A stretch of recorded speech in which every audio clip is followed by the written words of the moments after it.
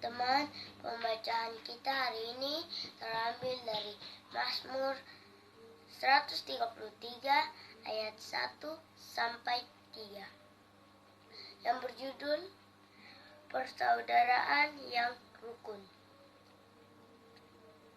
Nyanyian Ziarah Daud.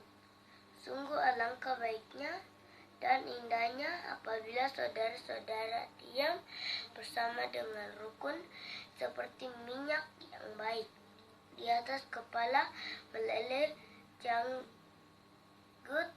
yang meleleh ke janggut Harun, dan ke leher jubahnya seperti embun gunung Hermon yang jatuh ke atas gunung-gunung Sion, sebab kesanalah Tuhan memerintahkan berkat kehidupan untuk selama-lamanya. Teman-teman, mari kita menyanyi. Satu, aku sayang ibu.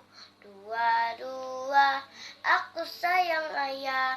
Tiga, sayang adik kakak. 1, 2, 3, sayang semuanya. Teman-teman, mari kita berdoa.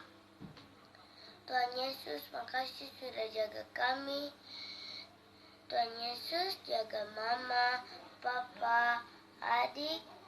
Tuhan Yesus, di lingkungan ini Tuhan Yesus, jauhkan kami dari mara bahaya Tuhan Yesus. Amin.